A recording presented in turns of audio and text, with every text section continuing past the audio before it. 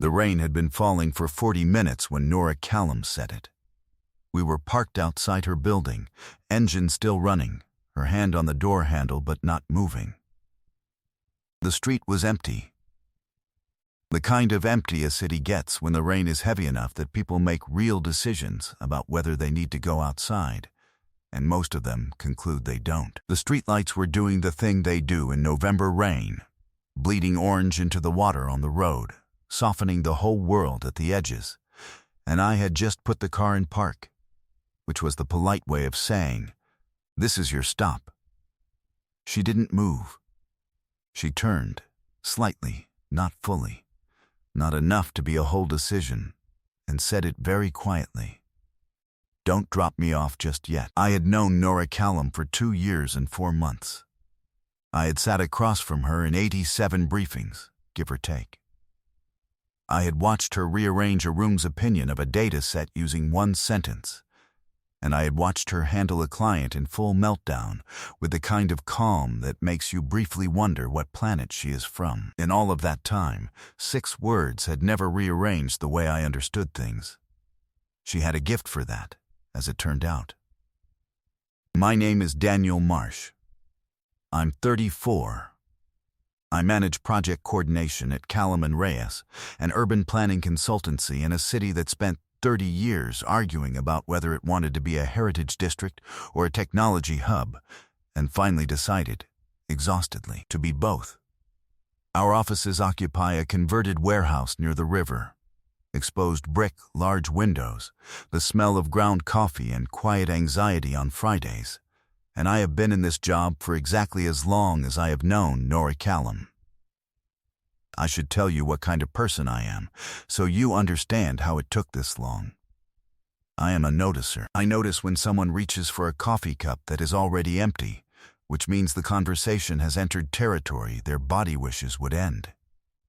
I notice when a person's voice drops half a register at the end of a thought, which means the thought before it was the real one. I notice when someone sets an object down with slightly more force than the situation requires. And I notice when a pause is 2 seconds too long, and I notice the difference between a person who is listening and a person who is waiting for their turn to speak. I notice all of this with a clinical precision I have come to understand is useful in exactly 2 contexts: my job, and situations where being useful isn't what's needed. Nora Callum was the director of strategy at C&R. She had held the role 8 months before I arrived, which meant the office already knew her patterns. She ran her floor the way certain conductors run orchestras, with precision, without visible effort, in a way that made everyone around her perform slightly better than they'd expected to. She had a face that gave nothing away professionally, composed, attentive, with a faint skepticism at the edges that looked like natural architecture rather than something she had worked on. She kept a small leather-bound planner on her desk that she wrote in by hand, with a pen she had clearly owned for years, a dark green thing with a small dent near the clip. She never explained the pen. I noticed it every time I had a reason to go into her office, which was less often than she came into mine, but often enough that the pen had become a fixed point in my understanding of who she was. She also had a keychain. A small compass charm, brass, worn smooth at the edges where she held it most, clipped always to the strap of her bag. I had seen her touch it the way people touch things that have become habit, not consciously, just reflexively during transitions, walking out of meetings, waiting for an elevator, thinking through something she hadn't said aloud. We had met on her first week at the firm. She had walked into the wrong conference room, the one I used for lunch on days when I didn't feel like the canteen, and found me eating pasta with the full concentration of a man who had missed breakfast. She looked at the situation. She said, without breaking stride, "This is not the quarterly projections review." I said, "It is, however, very good pasta." She looked at me for 1 full second. Then she nodded once and said, "I see," and left. That was how we began. Two professionals with nothing soft between them. Appropriate, correct. 2 years and 4 months of entirely functional professional distance. I had not predicted November would have opinions about this. The company's end-of-quarter review ran late on a Thursday, unusual, because Nora managed agendas the way she managed most things, which is to say precisely. But the client on the last agenda item had arrived with new information, and new information in strategic planning is what other people call a small disaster wearing a lanyard. By 7 o'clock, the main floor had largely cleared. Most of the team had gone, into taxis, into the rain, into whichever version of the evening was waiting for them. I stayed to finish a scope document that needed to be with a client before 9 the following morning. I had the office to myself, the rain making its case against the warehouse windows, the good coffee machine still warm on the counter. Then I heard a phone call from the kitchen corridor. Short, the tone of someone absorbing information they had not prepared to absorb. Nora walked back through the floor, picked up her coat from the back of her chair, with the particular precision of someone who is organizing their composure at the same time as their belongings, and said, "To the general space, not specifically to me, my car won't start. The garage says they can't see it until morning." She wasn't asking for help. She was processing out loud, the way people do when they believe they are alone. She had not fully registered that she wasn't. I said, "I'm heading east, if that's useful." She looked over. The brief evaluation, the one I'd seen in 100 meetings when she was deciding whether a piece of information was worth incorporating. "Farrow Lane?" she said. "That's east of me, not out of the way." A pause. Then, "All right. Thank you." We walked down to the car park without much conversation. The rain had upgraded from polite to committed, and she had her collar up against it. And the Compass charm caught the light from the stairwell briefly as she pulled open the door. I noticed it. I couldn't tell you why I noticed it. I filed it without examining why. That was, in retrospect, the last time the filing system worked correctly. We drove through the center of town, where the Thursday evening had made the roads a reasonable argument for the bus. I had the heat on low and the radio off. I'd been alone in the car all day and hadn't thought to change it, and it seemed stranger to change it now than to leave it. As though switching on music would imply the silence was uncomfortable, when it wasn't. It wasn't uncomfortable. That was the first strange thing. She was looking at the window. The rain made the city outside slightly painterly, headlights diffusing into soft orange shapes, traffic signals smearing their colors into the wet road. She had one hand near the Compass charm on her bag strap, not quite touching it. Then she laughed. A short, private sound. Like something had gotten through a door she usually kept closed, and she'd been slightly surprised to hear it get through. I looked over briefly. She was still watching the window. "What?" I said. "Nothing," a pause. "I thought of something. You could share it." She considered this with the mild seriousness she brought to most things. "Later," she said. That word had a shape to it I couldn't quite categorize. Not dismissal, not redirection, something with a timeline embedded in it. I left it where she put it. I am not known, historically, for excellent decision-making in these moments, but I managed that one. We came out of the center and the traffic thinned. The rain had settled into a steady, committed fall, the kind that has accepted its duration. She said, without particular lead-up, "You drive like you have somewhere comfortable to be." I thought about this. "I do," I said. "Eventually, most people drive like something might catch them from behind." She watched the road for a moment. "You don't. I've noticed that. You've watched me drive?" A small pause. "I've been behind you in traffic 3 times. You're easy to spot. You're the only person who doesn't edge forward at red lights." She paused. "It's good. It's a good way to drive." I processed that sentence.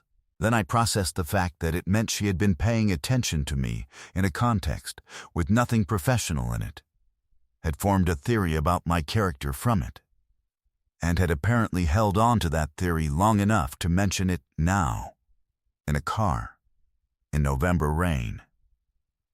Her fingers moved to the compass charm. She held it, briefly. "Set it down. The lights tend to favor your side of town at that hour," she said, very evenly. "Right," I said. "I have poor survival instincts around composed women in November. I am working on this." We stopped at a long red near the canal. She said, "Can I ask you something that isn't about work?" "Yes," I said. "Do you like the job?" Actually, it was direct in a way she wasn't usually direct outside of a meeting room. I glanced over. She was watching me, not the road. "Most days," I said. "Which days don't qualify?" I thought about it honestly. "Tuesdays, when I have to explain to a client that their preferred timeline is a beautiful fiction." She made a quiet sound, almost a laugh. "You're patient with clients. It's a professional requirement." "No," she said it with the flat certainty of someone correcting a figure that has been wrong for a while. "It's a personal characteristic. Professional patience runs out the moment the contract does. What you do is structural. You think people deserve the longer version of the explanation even when they haven't earned it. A beat. That's less common than it should be." I kept my eyes on the bridge over the canal ahead of us. "You've been paying attention," I said. I meant it to come out lighter than it did. "I pay attention to most things," she said. A pause. "Some things more than others." The light changed. I moved the car forward and didn't look at her, because I had learned, approximately 8 months ago, that looking at Nora Callum when she said something unexpected was the fastest route to a conversation my professional judgment had opinions about. I was running out of professional judgment to borrow. We moved through the quieter parts of the city, older streets, stone buildings, small gardens behind iron railings, windows pushing warm light onto the wet pavement. Her building was on a street that had clearly been chosen for its quiet, not its address, the sort of place where the noise of the city was muffled enough that you could hear yourself think. I turned onto Farrow Lane. Neither of us spoke. I pulled up at the curb outside her building, put the car in park. The engine idled. The rain was loud against the roof, the kind of loud that makes a small space feel smaller. That draws the walls in. That makes the air inside feel deliberate in a way it hadn't a moment ago. The streetlights were bleeding orange into the puddles on the road. The world outside was cold and wet, and the world inside was neither of those things. Her hand went to the door handle.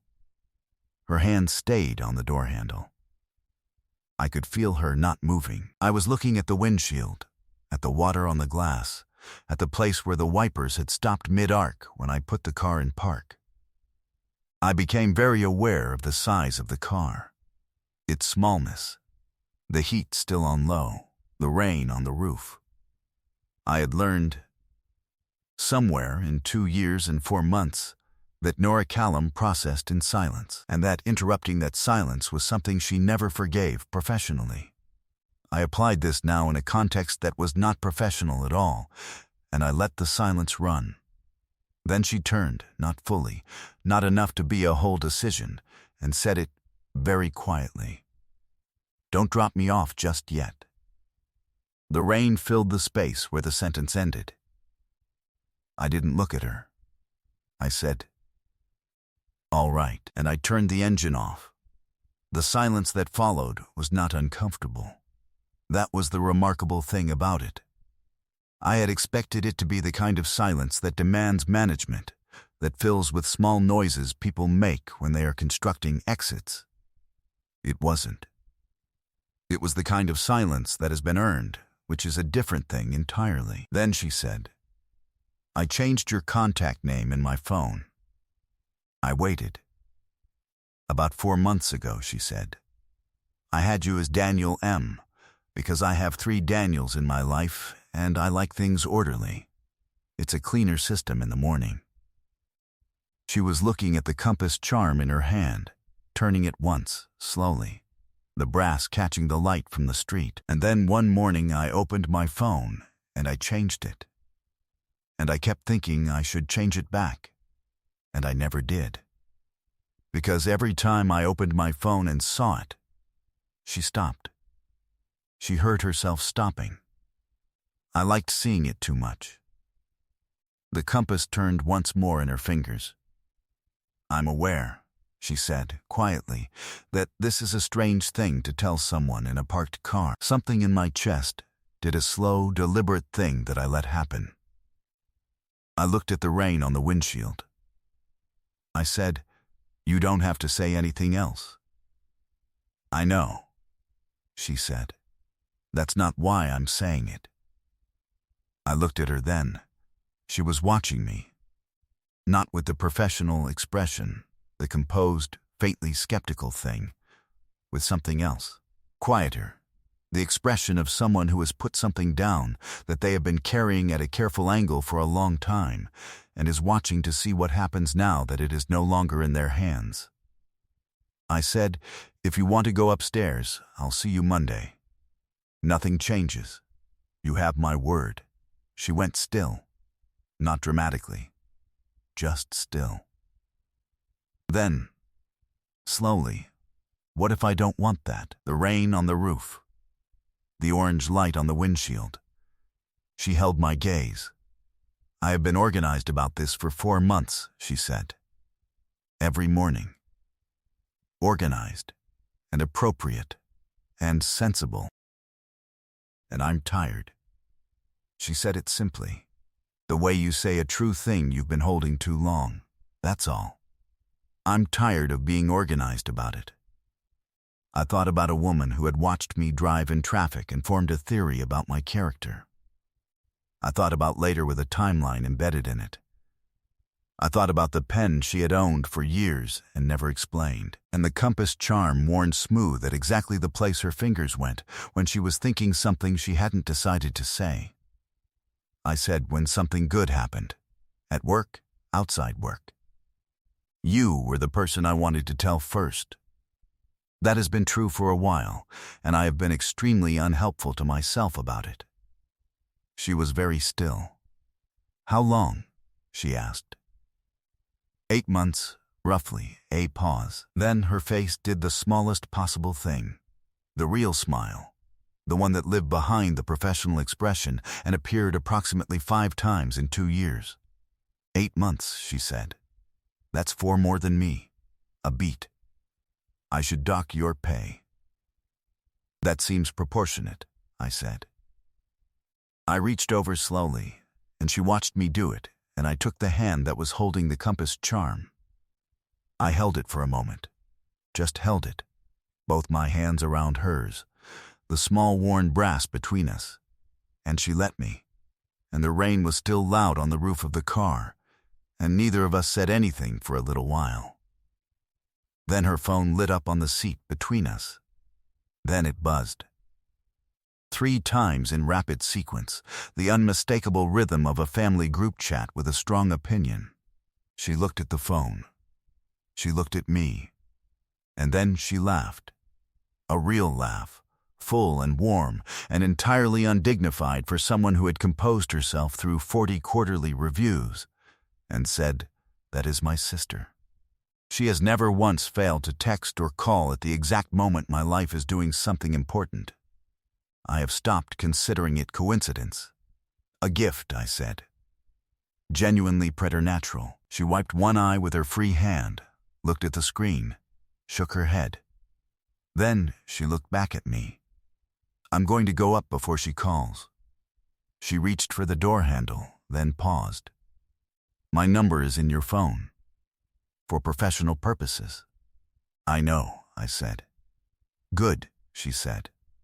She opened the door. The cold and the rain came in for a moment, and she stepped out, and I watched her walk to the entrance of her building. She didn't look back. But at the door, before she found the fob in her bag, she paused, and I saw her look down at the compass charm, and she smiled at it, quietly, the way people smile at things that have just meant something new. And then she went inside. 3 months later, she stopped using the coffee from the kitchen machine. I started making 2 cups every morning before she arrived. Nobody said anything about this arrangement. That was how things went at the beginning. Quietly understood, deliberately unannounced, taken at the pace of people who both had opinions about rushing. 6 months after that, we told the office. There were processes. HR exists for this kind of situation and handled it with the appropriate documentation and a meeting in a small conference room where Nora sat across the table with her professional expression fully operational and caught my eye once, briefly, and I had to look at the tabletop for approximately 10 seconds until I was confident my face was behaving. Years later, when people ask how it started, she says, "He drove me home in the rain," which sounds romantic. The car had a reasonable heater and he drives like he's not afraid of anything catching up. I say, she told me she liked seeing my name too much, which is the most Nora Callum sentence that has ever existed, and also the precise moment I understood every filing error I had made for the previous 8 months. She says, 4 months. I was patient. I say, I know what you changed the contact name to. She says nothing. She goes still. Not dramatically. Just still. What would you have done if the person you'd spent months being careful about finally stopped being careful? In a parked car, in the rain, with nowhere left to redirect the conversation. And have you ever had someone in your life whose name you kept finding yourself back at, no matter how many times you told yourself it was simpler not to? Tell me in the comments. If this one stayed with you, leave a like, subscribe, and I'll see you in the next one.